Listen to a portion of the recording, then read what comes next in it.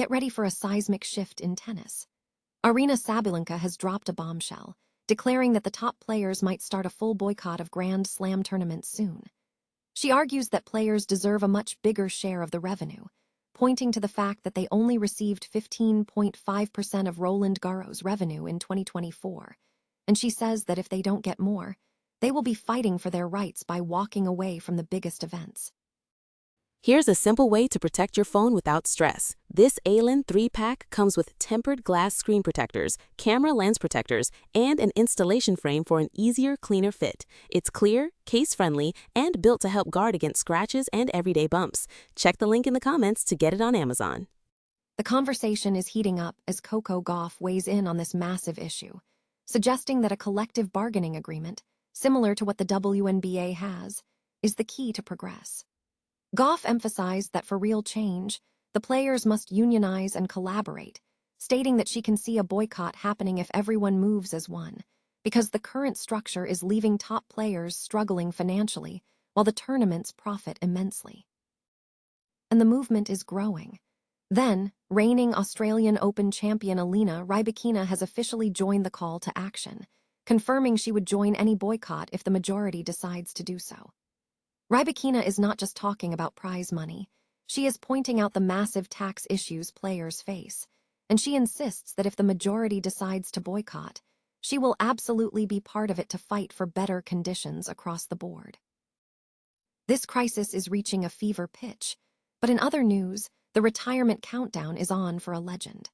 Stan Wawrinka is officially marking the end of his career at Roland Garros, with Basel announcing the final destination for the Hall of Famer, and his Rome qualifying bid has been cut short by debilitating back pain. Don't miss the full breakdown of this tennis upheaval and more breaking news right here. Top tennis players are signaling potential widespread boycotts of Grand Slam tournaments, citing dissatisfaction over revenue sharing and a demand for better player rights. Aryna Sabalenka announced that players should receive a larger share of tournament revenue, arguing that current percentages are inadequate. Sabalenka stated that players received only 15.5% of Roland Garros revenue in 2024, a figure projected to drop to 14.9% for the upcoming French Open. Without us, there wouldn't be a tournament, and there wouldn't be that entertainment. I feel like definitely we deserve to be paid more percentage, Sabalenka asserted, adding that a boycott might be the only recourse to fight for their rights. The discontent extends beyond revenue distribution. Players are also seeking improvements in representation, health options, and pensions. American star Coco Gauff suggested that the WTA Tour could achieve significant progress through a collective bargaining agreement, drawing parallels to the WNBA. Gauff emphasized the power of unity, stating, "If everyone were to move as one and collaborate, yeah, I can 100% see that a boycott." Reigning Australian Open champion Elena Rybakina also indicated her willingness to support such action. Rybakina confirmed she would support a boycott if the majority of players decided to stop competing. She highlighted the issue of taxation, noting that even increased prize money is heavily impacted by taxes. "It's not only on the Grand Slams, and it's not only about raising the prize money," Rybakina commented. The tennis world now awaits whether the 4 Grand Slams, Australian Open, French Open, Wimbledon, and US Open, can negotiate a deal with the top players to address these pressing concerns. Noi dung kai tight. In a significant push for greater financial equity within professional tennis, top players have voiced serious concerns over prize money distribution at Grand Slams, with some suggesting a player boycott of major tournaments is a viable strategy. The conversation intensified following the 2025 Roland Garros final between Aryna Sabalenka and Coco Gauff, where Gauff openly discussed the potential for collective action. /and Gauff stated that a player boycott is possible if major tournaments do not commit to more substantial revenue sharing with athletes. Yeah, if everyone were to move as one and collaborate, yeah, I can 100% see that, Gauff remarked, emphasizing that the issue is about the future of the sport and ensuring current players receive fairer benefits regarding sponsorship and other revenue streams. She highlighted the disparity, noting that while top players benefit significantly, many of the top 50 to 100 players struggle financially, living paycheck to paycheck compared to other sports. /n/n this sentiment is shared by a group of approximately 20 prominent stars, including Jannik Sinner, Sabalenka, Gauff, Iga Swiatek, Novak Djokovic, Alexander Zverev, and Daniil Medvedev, who have signed a letter criticizing the 2026 Roland Garros prize money. Despite the tournament announcing a 9.53% increase in total prize money to €61.723 million, players argue this figure masks a decrease in the percentage of revenue allocated to them. /n/n Sabalenka echoed this sentiment, asserting that if negotiations fail, players are prepared to boycott slams as the only way to fight for our rights. Gauff advocated for a structured approach, suggesting that the path to meaningful change requires players to unionize and collectively demand better terms. I definitely think, from my not experience, because I don't have a lot of life experiences, but from the things I've seen with other sports, usually to make massive progress and things like this, it takes a union. Yeah, we have to become unionized in some way, she stated. /n/n Roland Garros defended its financial efforts, noting that prize money increases are concentrated in qualifying rounds and the first 3 rounds of the main draw, designed to support lower-ranked players.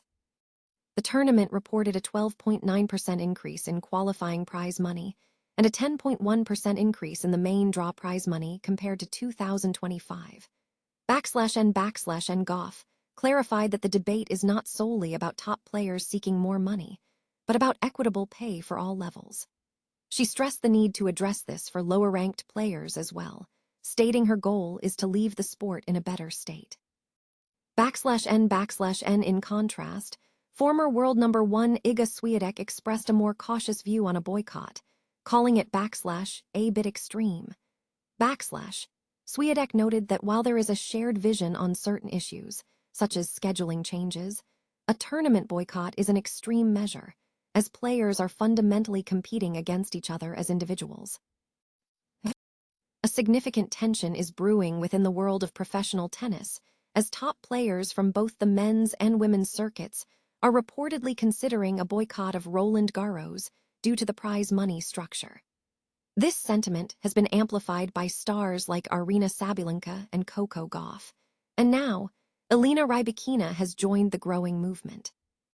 Rybakina confirmed her willingness to participate in a hypothetical boycott during a press conference at the WTA Rome 2026 event, stating, "If the majority decides to boycott, of course I would join. There would be no problem." Rybakina also addressed the broader issues surrounding the tournament, suggesting that the dissatisfaction extends beyond just prize money.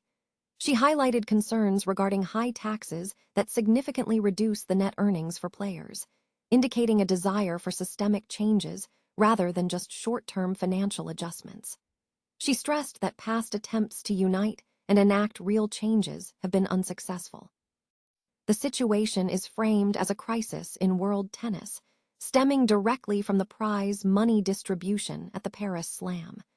Players express anger over these financial conditions. In her comments, Rybakina also provided insights into the differing conditions between tournaments, noting variations in court conditions and ball behavior, which affect performance. She reflected on her experience across different surfaces, emphasizing her adaptability, though she acknowledged that clay courts present a slower pace compared to hard courts or grass. Rybakina concluded by discussing ongoing physical adjustments and managing health issues, affirming that while there is always room for improvement, the team has done a good job in preparation. Stan Wawrinka is set to conclude his professional tennis career at Roland Garros in Basel this October. The Swiss indoors Basel has officially announced the end of Wawrinka's run, stating that the tournament marks the definitive end of his playing days. The announcement came after Wawrinka's preparations for Paris were disrupted when he withdrew from his second-round qualifying match in Rome due to back pain, which prevented him from facing Pablo Carreño Busta. Wawrinka, a 3-time major champion, had been in good form, returning to the top 100 in February and March before dropping out of the initial Roland Garros main draw.